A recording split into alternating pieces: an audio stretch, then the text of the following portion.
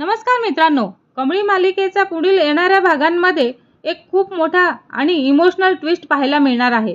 कारण आता महाजन कुटुंब देवी आईच्या यात्रेसाठी जाणार आहेत आणि ह्याच यात्रेमध्ये सगळ्यांच्या आयुष्यात एक मोठी आणि अनपेक्षित घटना घडणार आहे. ती कोणती ते आपल्याला या भागामध्ये बघायला मिळणार आहे. पण त्याआधी जर तुम्ही आमच्या चॅनलला सबस्क्राईब केलं नसेल तर सबस्क्राईब करा आणि व्हिडिओ आवडल्यास लाईक द्यायला विसरू नका.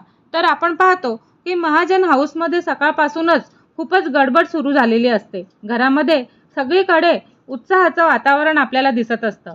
अन्नपूर्णा दादी सगळ्यांना आवाज देत असतात आणि अन्नपूर्णा जोरामध्ये आवाज देत म्हणत असतात, लवकर तयार व्हा सगळेजण, आज आपल्याला देवी आईच्या यात्रेत उशीर होता कामा नये. देवी आईचं दर्शन वेळेतच झालेलं पाहिजे. तेवढ्यातच कमळी सुंदर आणि पारंपरिक ड्रेस घालून खाली येते आणि तिच्या चेहऱ्यावरती भक्तिभाव आपल्याला दिसत असतो. राजन कमळीकडे पाहतो आणि हलकसं हसत म्हणत असतो, कमळी, आज तू खूप आनंदी दिसत आहेस. देवी आईच्या यात्रेला जायचं आहे म्हणून का? तेव्हा कमळी हसतच उत्तर देते आणि म्हणते, हो राजन सर, मला देवी आईच्या यात्रेला जायला खूप आवडतं. मी जेव्हा गावावर असायची ना तेव्हा पण मी नेहमी यात्रेत जायची. मला वाटतं की देवी आई माझ्या सगळ्या इच्छा पूर्ण करतील. तेवढ्यातच निंगी तिथे येते आणि थोड्या घाईमध्येच म्हणते, चला आता सगळेजण तयार झालेले आहेत आणि उशीर करू नका, गर्दी खूप असेल. तेव्हा अन्नपूर्णा पण शांत पण ठाम आवाजात म्हणत असतात, हो चला, देवी आईच्या दर्शनासाठी आपण सगळेच जण एकत्र जाऊयात. काही वेळानंतर सगळेजण देवी आईच्या यात्रेच्या ठिकाणी पोहोचतात. तिथे खूप मोठी गर्दी असते. ढोल ताशांचा आवाज, भजन आणि आरत्या सुरू असतात आणि वातावरण पूर्णपणे भक्तिमय झालेलं असतं. कमळी देवी आईच्या मूर्तीकडे पाहतच डोळे मिटते आणि मनोमन प्रार्थना करत असते. कमळी हळू आवाजात प्रार्थना करत म्हणते, देवी आई, माझ्या आयुष्यात जे काही चाललेलं आहे ना त्यात मला योग्य मार्ग तू दाखव आणि माझ्या कुटुंबाला सुखी ठेव. तेवढ्यातच अचानक कमळीची नजर गर्दीत उभ्या असलेल्या एका स्त्रीवरती जाते. त्या स्त्रीने ओढणी घेतलेली असते आणि कमळी पुन्हा पुन्हा तिच्याकडे पाहतच असते. कमळी थोडी गोंधळून राजनकडे पण वळते आणि हळू आवाजात राजनला सांगत असते, राजन सर, मला तिथे ना कोणीतरी ओळखीचं दिसतंय. तेव्हा राजन त्या दिशेने पाहण्याचा प्रयत्न करतो. राजन पण म्हणतो, कुठे आहे कमळी?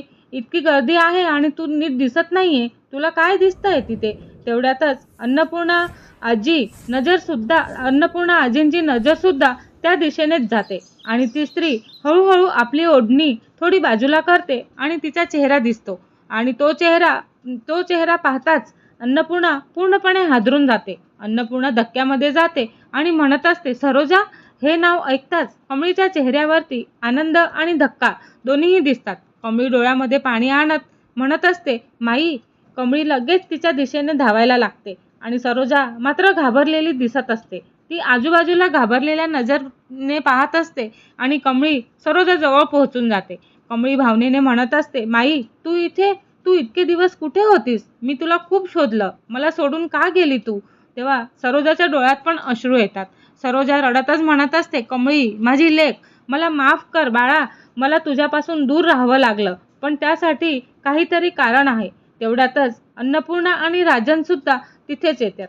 अन्नपूर्णा गंभीर आवाजामध्ये म्हणत असतात की सरोजा, तू इथे काय करत आहेस आणि इतके दिवस कुठे होतीस? सरोजा काही क्षण तिथेच शांत बसते आणि तिच्या चेहऱ्यावरती भीती आपल्याला स्पष्टच दिसत असते. राजन थोडा कठोर आवाजामध्ये विचारतो, सरोजा, इतक्या दिवसांनी अचानक इथे कशी आलीस आणि तू इतकी घाबरलेली का दिसत आहेस? तेवढ्यातच अचानक सरोजाची नजर गर्दीत कुठेतरी जाते आणि तिचा चेहरा पूर्णपणे घाबरलेला दिसतो. ती घाईघाईने कमळीचा हात पकडते आणि सरोजा हळू पण घाईत म्हणत असते, कमळी, तू इथे सुरक्षित नाहीत. आणि हे ऐकताच सगळेच जण आश्चर्यचकित होतात. तेव्हा कमळी घाबरून म्हणते, माई, काय झालेलं आहे? तू असं का बोलत आहेस? तेव्हा राजन गंभीर आवाजात विचारतो, सरोजा, स्पष्ट बोल, कसला धोका आहे इथे? आणि तोही कमळीला. सरोजा घाबरलेल्या आवाजामध्ये म्हणत असते, राजन सर, मला जास्त वेळ नाही आणि कुणीतरी इथे आहे आणि कमळीला इजा करू शकतो आणि एवढं तरी मला नक्की माहिती आहे. हे ऐकताच अन्नपूर्णा सुद्धा घाबरतात. अन्नपूर्णा म्हणतात, काय?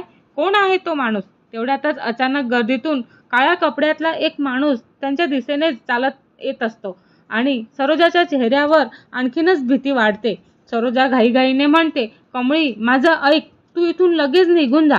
कमळी घाबरून राजनकडे पाहते आणि कमळी म्हणते, राजन सर, मला खूप भीती वाटत आहे. राजन ठाम आवाजात म्हणतो, घाबरू नकोस कमळी, मी आहे तुझ्यासोबत. पण त्या काळ्या कपड्यातल्या माणसाची पावलं त्यांच्या दिशेने वेगानेच येत असतात. आणि इथेच हा भाग संपणार आहे, एका मोठ्या सस्पेन्स सोबत. पुढच्या भागामध्ये काय होणार, तो काळ्या कपड्यातला माणूस कोण आहे आणि सरोजा इतकी घाबरलेली का आहे आणि कमळी खरंच धोक्यात आहे का, हे सगळं पाहणं खूपच रंजक ठरणार आहे. आणि हे सगळं पाहण्यासाठी पुढचा एपिसोड पाहावा लागेल आणि त्यासाठी आमच्या चॅनलला लाईक, शेअर आणि सबस्क्राईब करायला विसरू नका. धन्यवाद.